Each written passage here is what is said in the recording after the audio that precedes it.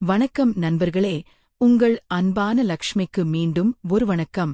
நம்ம சேனலில் இப்படி பல அதிர்ச்சிகரமான மற்றும் சுவாரஸ்யமான கதைகளை நான் தொடர்ந்து பகிர்ந்து கொள்கிறேன்.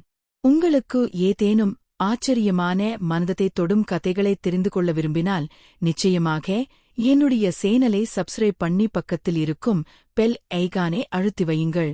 இப்போது நான் சொல்லப்போகும் கதை என்னுடைய சொந்த வாழ்க்கை அனுபவத்தில் இருந்து வந்தது. என் பெயர் மீரா. எனக்கு இப்போது 23 வயதாகிறது. டெல்லியில் ஒரு சிறிய வீட்டில் நான் வசித்து வருகிறேன். சின்ன வயதிலிருந்தே என்னை பார்த்தவர்கள் எல்லாம் நீ ஒரு தேவதை மாதிரி இருக்கே என்று சொல்வது வழக்கம். ஆனால் என் வாழ்க்கையோ தேவதைகளின் வாழ்க்கையே போல சுலபமானதாக இருந்ததே இல்லை. இப்போது நான் சொல்லப்போவது எனக்கு 20 வயதாக இருந்தபோது நடந்த சம்பவம். என் அம்மா ஒரு பயங்கர நோய்க்கு ஆளாகி இறந்து போனார். அவர் போன பிறகு வீடு முழுக்க வெறுமைதான். நான் மட்டும் தனியாக. என் சொந்த அப்பா, உண்மையான அப்பா, நான் மிகவும் சிறியவளாக இருந்தபோதே எங்களை விட்டு ஓடிப்போய்விட்டார். அதன் பிறகு அம்மா இரண்டாவது திருமணம் செய்து கொண்டார். ஆனால் அந்த மனிதரும் ஒரு குடிகாரராகவே இருந்தார். அவரும் ஒரு நோயால் இறந்துவிட்டார். எனக்கு அண்ணனோ அக்காவோ மாமாவோ சித்தப்பாவோ யாருமே இல்லை. முழுமையான தனிமே. அம்மாவுக்கு ஒரு நல்ல தோழி இருந்தார். அவர் பெயர் சீலா. அவர் எப்போதும் எங்கள் வீட்டிற்கு வருவார். அம்மா இறந்த பிறகு சீலா ஆண்டுதான் எனக்கு முதல் ஆதரவாக இருந்தார். ஒரு நாள் அவர் வந்து, மீரா, உன்னை ஒருவர் பார்த்துக்கொள்ள முன் வந்திருக்கிறார். அவர் என் அண்ணனின் மைத்துனர். மிகவும் நல்லவர். நீ அவரிடம் போய் வாழலாம் என்று சொன்னார். நான் அதற்கு சம்மதித்தேன். அப்படித்தான் என் வாழ்க்கையில் ராஜ் வந்தார். ராஜ் நான் இப்போது அப்பா என்று அழைக்கும் அந்த மனிதர். அவருக்கு அப்போது 45 வயது இருக்கும். உயரமான கம்பீரமான உடல்வாக்கு. முகத்தில் எப்போதும் ஒரு புன்னகை, ஆனால் கண்களில் ஏதோ ஒரு மறைந்த சோகம். அவர் ஒரு சிறிய தொழிற்சாலையில் இயந்திரங்களை சரிசெய்யும் வேலை பார்த்தார். நான் முதலாக ராஜை பார்த்தபோது அவர் வெளியில் வெயிலில் வியர்த்து நனைந்தபடி கையில் ஒரு சிறிய பையுடன் வாசலில் நின்றார். மீரா, நான்தான் ராஜ், இனி நான் உன்னை கவனித்துக் கொள்வேன் என்றார். அவரது குரல் கனனத்ததாகவும் அதே சமயம் மென்மையாகவும் இருந்தது. நான் அவரை உள்ளே அழைத்தேன். சமையலறைக்கு சென்று தேநீர் போட்டேன். திரும்பி வந்தபோது அவர் எங்கள் வீட்டில் இருந்த பழைய புகைப்பட ஆல்பத்தை பார்த்துக் கொண்டிருந்தார். நீ மிகவும் அழகாக இருக்கிறாய் மீரா, உன் அம்மாவைப் போலவே என்றார். அந்த வார்த்தைகள் எனக்குள் ஒரு புதிய உணர்வை உருவாக்கின. அது என்னவென்று எனக்கே புரியவில்லை. ஆனால் அன்று முதல் எங்கள் வாழ்க்கை ஒன்றாகத் தொடங்கியது. வீடு சின்னதுதான். 2 அறைகள், ஒரு சமையலறை, ஒரு முற்றம். ஆனால் அந்த சின்ன வீட்டிலும் நாங்கள் இருவரும் மகிழ்ச்சியாக இருந்தோம். ராஜ் அப்பா காலை 5 மணிக்கே எழுந்து எனக்கு தேநீர் தயார் செய்து வைப்பார். எழுந்திரு மகளே, கல்லூரிக்கு லேட் ஆகும் என்று குரல் கொடுப்பார். நான் கல்லூரியில் ஆர்ட்ஸ் படித்துக் கொண்டிருந்தேன். மாலையில் வீடு திரும்பும்போதே அவர் வந்திருப்பார். சோர்வாக இருந்தாலும் என்னை பார்த்ததும் முகத்தில் புன்னகை விரியும். நாங்கள் ஒன்றாக உட்கார்ந்து டிவி பார்ப்போம், சாப்பிடுவோம். ஒரு நாள் அவரது சட்டையில் பொத்தான் உடைந்திருந்தது. நான் தைத்துக் கொடுத்தேன். அவர் என் கையை பிடித்து, உன் அம்மாவும் இப்படித்தான் இருந்தார் என்றார். அந்த தொடுகை, அந்த பார்வை, என் இதயம் ஏதோ சொல்ல முடியாத ஒன்றை உணர்ந்தது. நான் அடிக்கடி யோகா செய்வேன். ஒரு நாள் முற்றத்தில் யோகா செய்து கொண்டிருந்தேன். ராஜ் அப்பா வெளியிலிருந்து வந்தார். என்னை பார்த்துவிட்டு நின்றுவிட்டார். மகளே, நீ நன்றாக இருக்கிறாய். நானும் நாளை முதல் உன்னுடன் யோகா செய்கிறேன் என்றார். அடுத்த நாள் முதல் அவர் என் பக்கத்தில் உட்கார்ந்து யோகா செய்ய ஆரம்பித்தார். ஒரு கட்டத்தில் அவர் சமநிலை தவறி விழுந்துவிட நான் அவர் கையை பிடித்தேன். அவரும் என் கையை இறுக்கமாக பிடித்துக் கொண்டார். அந்த நொடி என் உடம்பெல்லாம் ஒரு மின்சார அதிர்வு பரவியது. நான் பயந்தேன். ஆனால் என்னால் அவரை விட்டு நகர முடியவில்லை. இப்படியே எங்கள் நாட்கள் கடந்தன. நான் ஒருநாள் ஒரு புதிய புடவை வாங்கி வந்து அணிந்தேன். அப்பா, எப்படி இருக்கேன் என்று கேட்டேன். அவர் என்னை உற்று பார்த்தார். தேவதை மாதிரி இருக்கே மீரா என்றார். ஆனால் அந்த பார்வையில் ஏதோ ஒரு தீப்பொறி இருந்தது. எனக்கே புரியாமல் நான் அவரை நெருங்கிக் கொண்டே இருந்தேன். எங்கள் வீட்டின் பின்புறத்தில் ஒரு பழைய கிணறு இருந்தது. ஒருநாள் நாங்கள் இருவரும் அங்கு சென்றோம். நான் கிணற்றின் விளிம்பில் ஏறி நின்றேன். திடீரென கால் தடுமாறியது. ராஜ் அப்பா வேகமாக ஓடி வந்து என்னை கட்டிப்பிடித்துக் கொண்டார். கீழே விழுந்திருப்பேன் என்று அவர் கோபத்துடன் சொன்னார். ஆனால் அவர் கட்டிய அணைப்பில் இருந்து என்னால் வெளியேற முடியவில்லை. நான் அவரது மார்பில் சாய்ந்தேன். அப்போது எனக்கு ஒரு விஷயம் புரிந்தது. இது ஒரு மகளின் உணர்வு அல்ல. இது வேறு ஏதோ நம் கதை இங்கே ஒரு திருப்புமுனையை நெருங்குகிறது. ஏனென்றால் அடுத்து நடந்தது என்னை முற்றிலுமாக மாற்றியது. உங்களுக்கு ஆச்சரியமாக இருந்தால் இதுவரை பார்த்ததே போல இல்லாமல் மேலும் ஆழமான ரகசியம் ஒன்று வெளிவரப்போகிறது. நீங்கள் தொடர்ந்து பார்க்க வேண்டும். உங்களுக்கு பிடித்திருந்தால் லைக் செய்ய மறக்காதீர்கள். அடுத்த பகுதியில் சந்திப்போம். நீங்கள் தொடர்ந்து பார்ப்பதற்கு நன்றி. முந்தைய பகுதியில் நான் என் வளர்ப்பு தந்தை ராஜுடனான என்னுடைய உறவு எப்படி ஒரு வித்தியாசமான திருப்பத்தை எடுத்தது என்று பகிர்ந்து கொண்டேன். அவர் என்னை பாதுகாத்தார், என்னை கவனித்துக் கொண்டார். ஆனால் நான் அவரை நெருங்க நெருங்க என் மனம் என்னை ஏதோ ஒரு தடுக்க முடியாத பாதையில் இழுத்துச் சென்றது. ராஜ் அப்பாவுக்கு ஒரு பழைய கிட்டார் இருந்தது. மாலை நேரங்களில் அவர் அதை வாசிப்பார். நானும் அவருக்கு அருகில் அமர்ந்து கேட்பேன். ஒருநாள் மீரா நீயும் இதைக் கற்றுக்கொள் என்றார். எனக்கு தெரியாதே அப்பா என்றேன். நான் கற்றுத்தருகிறேன் என்று சொல்லி என் பின்னால் வந்து உட்கார்ந்தார். என் கைகளை தனது கைகளால் பிடித்து விரல்களை நகர்த்தி காட்டினார். அவர் மூச்சு என் கழுத்தில் பட்டது. என் உடல் சிலிர்த்தது. நான் ஒரே நேரத்தில் கிட்டார் வாசிப்பதை மறந்துவிட்டேன். அவர் மீதான என் உணர்வுகள் மேலும் தெளிவாகின. நான் அவரை விரும்ப ஆரம்பித்துவிட்டேன். ஒரு பெண் ஒரு ஆணை விரும்புவது போல. ஆனால் இது தப்பு என்பது எனக்கு தெரியும். என் மனசாட்சி என்னை குத்தியது. ஆயினும் என்னால் என்னை கட்டுப்படுத்த முடியவில்லை. ஒருமுறை எனக்கு காய்ச்சல் வந்தது. அது மிகவும் அதிகமாக இருந்தது. ராஜ் அப்பா வேலைக்கு கூட செல்லாமல் எனக்கு அருகில் அமர்ந்தார், மருந்து கொடுத்தார், போட்டுக் கொடுத்தார். இரவு நேரத்தில் நான் தூக்கமின்றி தவித்தபோது என் படுக்கையின் ஓரத்தில் வந்து அமர்ந்து எனக்கு கதைகள் சொல்ல ஆரம்பித்தார். அவர் குரல் மிகவும் ஆறுதலாக இருந்தது. அப்பா நீங்கள் இல்லாமல் நான் எப்படி இருப்பேன் என்று மெதுவாக கேட்டேன். அவர் என் தலையை வருடிக் கொடுத்தார். நான் எப்போதும் உன்னுடன் இருப்பேன் மேரா என்றார். அன்று இரவு நான் அவர் கையை பிடித்துக்கொண்டே தூங்கினேன். அது அப்பாவின் மீதான பாசமா அல்லது வேறு ஏதோவா?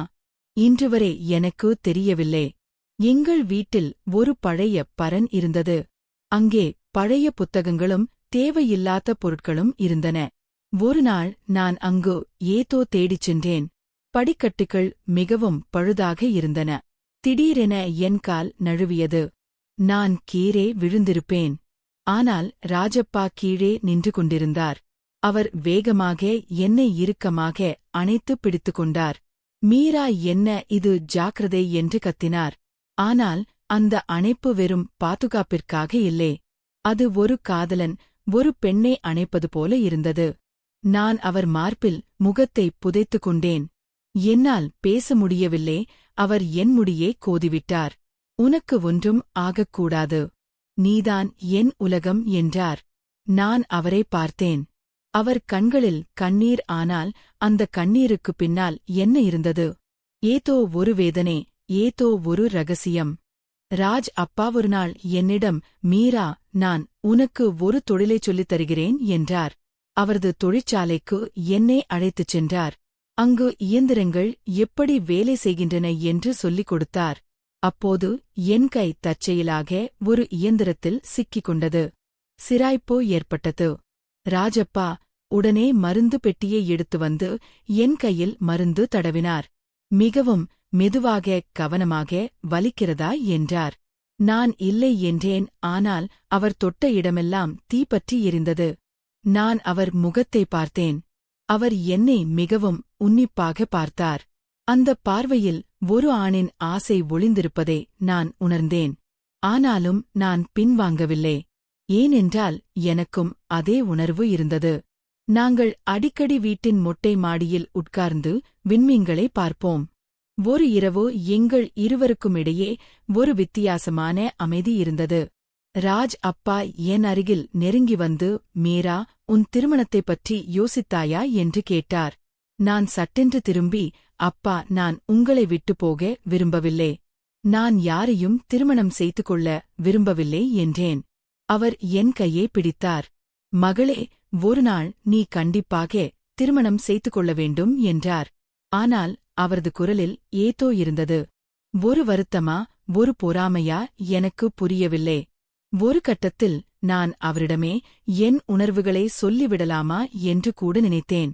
ஆனால் பயம் தடுத்தது. அவர் என்னை ஒரு மகளாக மட்டுமே நேசிக்கிறாரோ, நான் சொன்னால் அவர் என் முகத்தில் துப்பிவிடுவாரோ, இந்த எண்ணங்கள் என்னை தின்னும் பூச்சிகளைப் போல தினமும் கொத்திக் கொண்டிருந்தன. ஒருநாள் தொழிற்சாலையில் ஒரு விபத்து நடந்தது. ஒரு பெரிய இயந்திரம் ராஜப்பாவின் கையில் விழுந்துவிட்டது. அவர் பலமாக காயமடைந்தார். உடனடியாக மருத்துவமனைக்கு கொண்டு செல்லப்பட்டார். நான் அங்கு ஓடினேன். அவர் அறையில் தூங்கிக் கொண்டிருந்தார். நான் அவர் பக்கத்தில் ஒரு நாற்காலியில் அமர்ந்தேன். இரவு முழுவதும் நான் அவர் கையை பிடித்துக் கொண்டே இருந்தேன். சில சமயங்களில் அவர் தூக்கத்தில் ஏதோ முனங்ககுவார். ஒரு கட்டத்தில் அவர் விழித்துக் கொண்டார். என் மீது விழுந்த மின்விளக்கின் ஒளியில் என் முகத்தை பார்த்தார். மீரா, நான் உன்னிடம் மிக முக்கியமான ஒன்றே சொல்ல வேண்டும் என்றார். அவரது குரல் நடுங்கியது. அவர் கண்களில் பயம். அது என்னவென்று எனக்கு தெரியவில்லை. ஆனால் அந்த இரவில் அவர் ஒன்றும் சொல்லவில்லை. பிறகு சொல்கிறேன் என்று மட்டும் சொல்லிவிட்டு மீண்டும் கண்களை மூடிக்கொண்டார். ஆனால் அந்த வார்த்தைகள் என் மனதில் உறுத்திக் கொண்டே இருந்தன.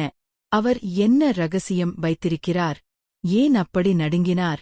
என்னுடைய அப்பா, அதாவது வளர்ப்பு அப்பா என்று நான் நினைத்தவர், அவர் மீது எனக்கு காதல் வந்ததே, அதை அவர் அறிவாரா? அல்லது அவருக்கு வேறு ஏதேனும் ரகசியமா? இந்த கேள்விகள் என் தூக்கத்தை கெடுத்தன. இப்போது நான் சொல்லப்போவது என் வாழ்க்கையையே தலைகீழாக மாற்றிய ஒரு உண்மை. ராஜ் என்னை ஒருநாள் அழைத்து, இன்று இரவு 10 மணிக்கு மொட்டை மாடிக்கு வா, எல்லாவற்றையும் சொல்கிறேன் என்றார். நான் அங்கு சென்றபோது நிலா வெளிச்சத்தில் அவர் நின்று கொண்டிருந்தார். அவர் முகத்தில் ஒரு தீவிரம். அவர் என்ன சொல்லப் போகிறார்? அந்த ரகசியம் நம்மை உழுக்கப் போகிறது. அடுத்த பகுதியில் கண்டிப்பாக பாருங்கள். சேனலை சப்ஸ்கிரைப் பண்ண மறக்காதீர்கள். உங்கள் கருத்துக்களை கமெண்டில் சொல்லுங்கள். முந்தைய பகுதியின் இறுதியில் ராஜ் என்னை மொட்டை மாடிக்கு அழைத்துச் சென்றார். எல்லாவற்றையும் சொல்கிறேன் என்றார். அந்த இரவு நிலவு மிகவும் பிரகாசமாக இருந்தது. ஆனால் அந்த பிரகாசத்திற்குள் ஒரு இருள் மறைந்திருந்தது. நான் அவர் முன்னால் சென்று நின்றேன். என் இதயம் வேகமாக அடித்துக் கொண்டது. அவர் என்ன சொல்லப் போகிறாரோ என்று பயமாக இருந்தது. அவர் மெதுவாக என் அருகில் வந்து, மீரா, உட்கார் என்றார். நான் அவர் முன்னால் அமர்ந்தேன். அவரும் என் எதிரே அமர்ந்து கொண்டார். சிறிது நேரம் அமைதியாக இருந்தார். பின்னர் ஆழ்ந்த மூச்சு விட்டுவிட்டு, மகளே, நான் உன் வளர்ப்போ தந்தை இல்லை என்றார். எனக்கு அதிர்ச்சியாக இருந்தது. வளர்ப்போ தந்தை இல்லையா? அப்படியென்றால் நீங்கள் யார் என்று திக்கி முழங்கினேன். நான் உன் உண்மையான தந்தை, மீரா என்றார். அந்த வார்த்தைகள் என்னை ஒரு இடியாக தாக்கின. இல்லை, அது முடியாது. என் அப்பா என்னை விட்டு ஓடிப்போய்விட்டார். அவர் ஒரு குடிகாரர், நீங்கள் அல்ல என்று நான் கத்தினேன். என் கண்களில் திருந்து கண்ணீர் வழிந்தது. ராஜ், அதாவது என் உண்மையான அப்பா, என் அருகில் வந்து அமர்ந்தார். நான்தான் அந்த அப்பா மீரா, நான்தான் உன்னை விட்டு பிரிந்தேன். நான்தான் தவறு செய்தேன் என்றார். என் மூளை முழுவதும் குழம்பியது. நான் நேசித்த நபர், என் வளர்ப்போ தந்தை என்று நினைத்தவர், உண்மையில் என் சொந்த தந்தையா? நான் அவர் மீது வைத்திருந்த அந்த உணர்வுகள், அவை எவ்வளவு பயங்கரமானவை! அவர் மீது நான் காதல் கொண்டேனே, அது என் சொந்த தந்தையா? நான் அதிர்ச்சியில் உறைந்து போனேன். கேள் மீரா, நான் சொல்வதைக் கேள் என்று அவர் என் கையை பிடித்தார். ஆனால் என்னால் அவர் கையைத் தொடவே முடியவில்லை. நான் கையை இழுத்துக் கொண்டேன். நீங்கள் ஏன் இதை எப்போது சொல்கிறீர்கள் என்று கேட்டேன். ஏனென்றால் இனி பொய் சொல்ல முடியவில்லை. நீ என் மகள், நான் உன் தந்தை. ஆனால் நான் ஒரு தந்தைக்கு தேவையான கடமைகளை செய்யவில்லை. நான் உன்னை விட்டு பிரிந்துவிட்டேன். உன் அம்மாவை விட்டு பிரிந்துவிட்டேன். நான் குடிகாரனாக இருந்தேன். ஒரு நாள் கோபத்தில் உன் அம்மாவிடம் நீங்கள் எனக்கு தேவையில்லை என்று சொல்லிவிட்டு வெளியேறினேன். அதன் பிறகு திரும்ப வர துணிவில்லை என்றார். அவர் குரல் கரகரத்தது. ஆனால் ஏன் இப்போது வந்தீர்கள்? நான் அம்மாவை இழந்து தனியாக இருந்தபோதும் ஏன் உண்மையை சொல்லவில்லை என்று நான் கோபமாக கேட்டேன். ஏனென்றால் நீ என்னை வெறுப்பாய் என்று பயந்தேன். நான் வளர்ப்போ தந்தையாக வந்தால் நீ என்னை ஏற்றுக்கொள்வாய் என்று நினைத்தேன். மெதுவாக உன் அன்பை பெறலாம் என்று நினைத்தேன். ஆனால் நீ என் மீது உணர்வுகள் கொண்டதை உணர்ந்தபோது எனக்கே பயமாகிவிட்டது. நான் உடனே உண்மையை சொல்லி இருக்க வேண்டும். ஆனால் என்னால் முடியவில்லை என்றார். நான் அவர் முகத்தை பார்த்தேன். அவர் மீதான என் காதல், என் ஆசை எல்லாமே ஒரு கணத்தில் வெட்கமாகவும் அவமானமாகவும் மாறியது. நான் உங்களை நேசித்தேன். ஒரு பெண் ஒரு ஆணை நேசிப்பதைப் போல. நீங்கள் என் அப்பா என்று தெரியாமல் இப்போது என்ன செய்வது? இந்த வெட்கத்துடன் நான் எப்படி வாழ்வது என்று கதறி அழுதேன். ராஜ் அப்பா, இப்போது அவரை அப்பா என்றே அழைக்க வேண்டும். அவர் என் அருகில் வந்து என்னை அணைத்துக் கொண்டார். மீரா, இது உன் தவறு இல்லை, இது என் தவறு. நான் உண்மையை சொல்லி இருக்க வேண்டும். நான் உன்னை வளர்க்கும்போதே நான்தான் உன் அப்பா என்று சொல்லி இருக்க வேண்டும். ஆனால் நான் ஒரு கோழே உன்னை இழக்க பயந்தேன் என்றார். அந்த இரவு நான் நிறைய அழுதேன். என் மனம் ஒரு புயலில் சிக்கிய கப்பல் போல தடுமாறியது. ஒருபுறம் நான் அவர் மீது வைத்திருந்த காதல், அது ஒரு மாயே. மறுபுறம் நான் இழந்த தந்தையே திரும்ப பெற்றேன். ஆனால் இப்போது என்னால் அவரை ஒரு தந்தையாகவே பார்க்க முடியுமா? என்னால் முடியும் என்று நினைக்கிறேனா? இல்லை, அது மிகவும் கடினம். விடியற காலை வரை நாங்கள் பேசிக் கொண்டிருந்தோம். அவர் சொன்னார், நான் உன் அம்மாவை காதலித்தேன். உன்னை காதலித்தேன். ஆனால் என் கோபமும் குடிப்பழக்கமும் எல்லாவற்றையும் அழித்துவிட்டது. நான் திரும்பி வந்தபோது உன் அம்மா இறந்து போய்விட்டார். நீ மட்டும் தனியாக இருந்தாய்.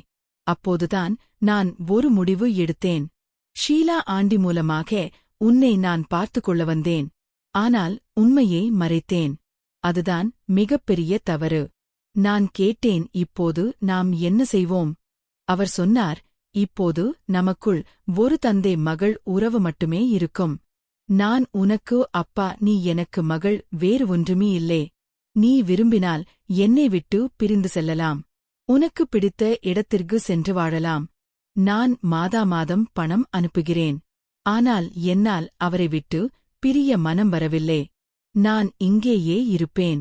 ஆனால் எனக்கு நேரம் தேவை, இந்த உண்மையை ஜீரணிக்க நேரம் தேவை என்றேன். அன்று முதல் எங்கள் உறவு மாறியது. நான் அவரை அப்பா என்றே அழைத்தேன். அவர் என்னை மகளே என்றே அழைத்தார். ஆனால் என் மனதின் ஓரத்தில் பழைய நினைவுகள், பழைய உணர்வுகள் இன்னும் வட்டமிட்டுக் கொண்டிருந்தன. அந்த அணைப்புகள், அந்த பார்வைகள், அந்த தொடுகைகள் எல்லாம் இப்போது என்னை வெட்கப்படச் செய்தன. ஆனால் அவற்றை என்னால் மறக்கவும் முடியவில்லை. இந்த கதையில் இன்னும் ஒரு முக்கிய திருப்பம் உள்ளது. ஏனென்றால் உண்மை வெளிவந்த பிறகும் நான் அவரை பற்றி நினைக்கும் ஒவ்வொரு முறையும் என் இதயம் என்ன சொல்கிறது? நான் அவரை வெறுக்கிறேனா? அல்லது இன்னும் நேசிக்கிறேனா? இந்த கேள்விக்கான பதில் என் வாழ்க்கையின் மீதியே தீர்மானிக்கும். அதை அடுத்த இறுதிப் பகுதியில் பார்ப்போம். உங்கள் கருத்துக்களைச் சொல்லுங்கள். சேனலை சப்ஸ்கிரைப் பண்ண மறக்காதீர்கள். நண்பர்களே, கதை இப்போது மிக முக்கியமான கட்டத்தை அடைந்துள்ளது. உண்மை வெளிப்பட்ட பிறகு நானும் என் அப்பா ராஜும் எப்படி வாழ்ந்தோம் என்பதை நான் உங்களுடன் பகிர்ந்து கொள்ள வேண்டும். ஏனென்றால் உண்மை தெரிந்த பின்னரும் அந்த நினைவுகள் என் மனதை விட்டு போகவில்லை. உண்மை வெளிப்பட்ட அந்த இரவுக்குப் பிறகு நான் பல நாட்கள் எனது அறைக்குள்ளேயே இருந்தேன். ராஜ் அப்பா எனக்கு உணவும் தண்ணீரும் கொண்டு வந்து வைத்துவிட்டு போவார். அவர் என் அறைக்குள் வரும்போதெல்லாம் என் இதயம் படபடத்தது. அது இப்போது ஒரு மகளின் இதயமா? அல்லது இன்னும் பழைய உணர்வுகள் எஞ்சி இருக்கின்றனவா என்று எனக்கே புரியவில்லை. ஒருநாள் நான் அவரிடம், அப்பா, எனக்கு ஒரு சந்தேகம் என்றேன். சொல்லு மகளே என்றார். நீங்கள் என்னை வளர்க்க வந்தபோது நான் 20 வயது பெண், நீங்கள் ஒரு ஆண், நாம் ஒரே வீட்டில் வாழ்ந்தோம். அப்போது உங்களுக்கு என்னை பற்றி ஏதாவது உணர்வு இருந்ததா என்று கேட்டேன். அவர் சட்டென்று என் முகத்தை பார்த்தார். பின்னர், மீரா, அப்படி கேட்காதே, நான் உன் தந்தே, அது தப்பு, எனக்கு ஒரு மகள் என்ற உணர்வு மட்டுமே இருந்தது என்றார். ஆனால் அவர் கண்கள் பொய் சொன்னன. நான் கேட்டதற்கு அவருக்கும் வெட்கமாக இருந்தது. அவருக்கும் என்னை பற்றி வித்தியாசமான எண்ணங்கள் வந்திருக்கலாம். ஆனால் அவர் அதை ஒருபோதும் ஒப்புக்கொள்ள மாட்டார். இப்போது நான் 23 வயதை கடந்துவிட்டேன். ஒரு வேலையில் சேர்ந்துவிட்டேன். ஒரு சிறிய தனியாரை எடுத்துக்கொண்டு கொடியும் பெயர்ந்துவிட்டேன். ஏனென்றால் ஒரே வீட்டில் அவருடன் இருப்பது எனக்கு மிகவும் கடினமாக இருந்தது. ஒவ்வொரு முறையும் நான் அவரை பார்க்கும்போதும் அந்த பழைய நாட்கள் அவர் என்னை யோகாவின் போது பிடித்துக்கொண்டது. கிட்டார் வாசிக்கும்போது பின்னால் நின்றது. பரனில் விழுந்தபோது அணைத்துக் கொண்டது. எல்லாம் என் மனதில் ஓடியது. நான் வெளியேற முடிவு செய்தேன். ராஜ் அப்பாவிடம், அப்பா, நான் வெளியே சென்று வாழப்போகிறேன்.